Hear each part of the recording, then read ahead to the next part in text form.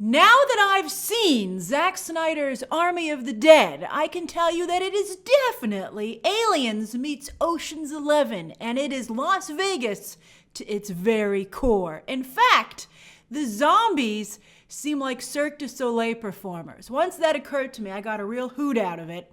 A Vegas staple, of course, and I would actually say that Cirque du Soleil, after this movie, should consider creating a zombie-themed show. I think they could even do it in, correlation with Netflix and Zack Snyder. I think it'd be a darn good idea.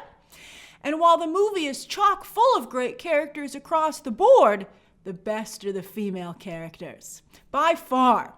I've got 4 that are my favorites. The Zombie Queen, played by Athena Parampil. Oh, we shall talk about her in the spoiler review. I don't want to give anything away.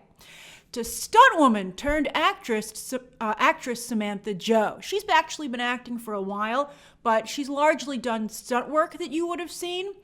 And I gotta say, I did not anticipate she would do as good a job as she does here. She has an incredible extended action sequence in the middle of the movie, for which she deserves to get a lot more work. She's played in Amazon already. She should be a main Amazon. She should get an Amazon action sequence based off of this. She really did an amazing job. Then there's French actress Nora Arnauzader as a tough zombie territory guide. So cool, so great that was a female role. We'll talk about that in the spoiler review as well.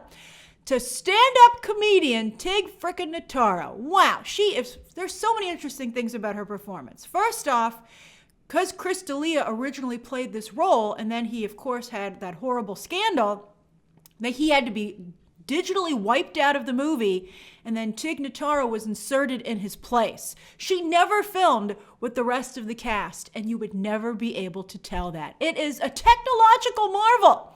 But Tig Notaro is a marvel herself. There was an interview in New York Magazine, or a piece, talking about how this was done. I'll actually put a link to it down below.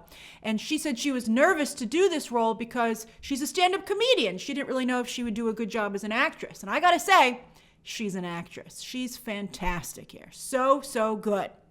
These women carry this film with some strong assists from Omari Hardwick, Raul Castillo, I love Raul Castillo, and Garrett Dillahunt and Theo Rossi as humans far worse than any zombie could ever be. Yikes. We will talk about that in the spoiler review as well. Dave Bautista is pretty good. I thought he got much better as the movie went along. And the only character I did not care for was Ella Purnell. Purnell does a good job, but I just found a lot of her character's choices very frustrating. But I guess there wouldn't be a movie if you didn't have a character like that. We'll talk about it in the spoiler review.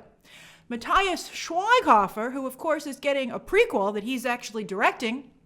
He's a German actor. Some of you have told me from Germany that he's like the German Adam Sandler, which is interesting. It did color a little bit the way I saw him after that.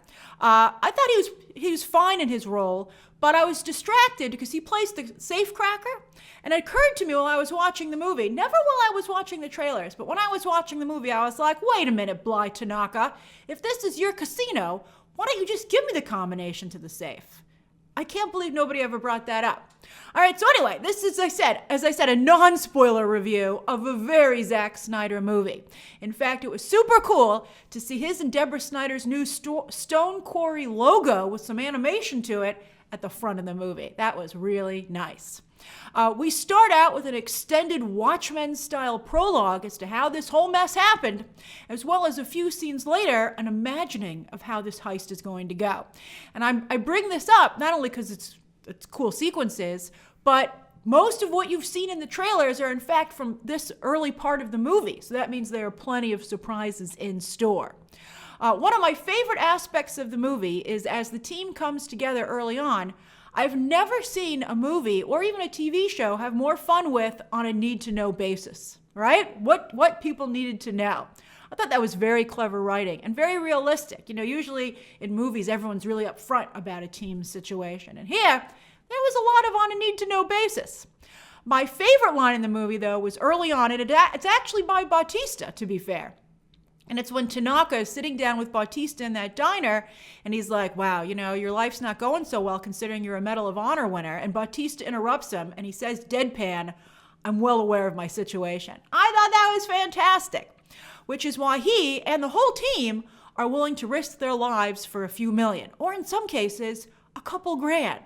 I thought it was fascinating to see people's prices for what they were willing to, what was enough for them to do this. And also, no one tried to negotiate, which I will tell you is actually pretty true to form in real life. Now, another famous phrase that this movie really epitomizes is, "This is not going to go the way you think it is." And I was genuinely shocked to see the turn of events. Very bold choices, as well as how surprisingly sad they made me. I mean, I felt bad for everyone. I actually felt bad for the zombies too. That was incredible.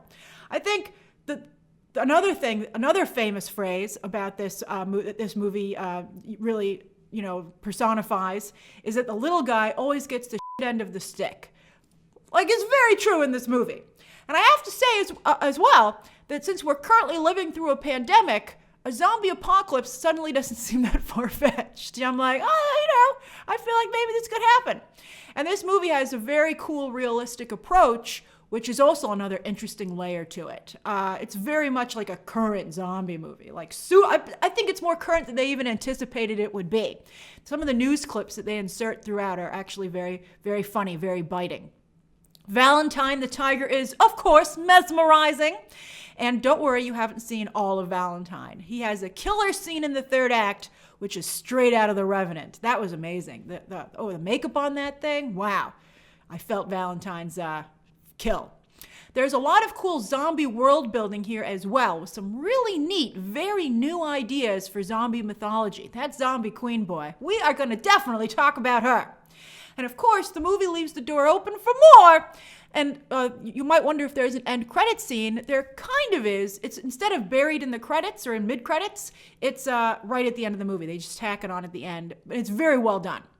I really enjoyed this movie, as you can see. It's not only a fun thrill ride with a number of cool action sequences, but it's actually deeper than I expected. It has a little more commentary than I had expected. And so for that reason, it stuck with me more than I expected. And I also think it has a strong rewatchability factor for that reason, because I think it would be interesting to see it again, knowing what you know is going to happen. So that's cool. And at around 2.5 hours, Zack Snyder has definitely given you something you can sink your teeth into. So that's my non-spoiler review of Army of the Dead. It hits about 600 theaters this Friday, and then it will hit Netflix 1 week later on the 21st, when I will drop my spoiler review, by the way, because I suspect that's when most of you will watch it. But if you're itching to go to the theater, I think that this would be worth it. I think it's a really fun ride, and it definitely feels like a movie. And again, it's nice and long, so you'll really feel like you'll get your money's worth and worth going. So that's again my non-spoiler review of Army of the Dead. Share your thoughts down below, subscribe today, and of course, as always, you can check out some more videos right now.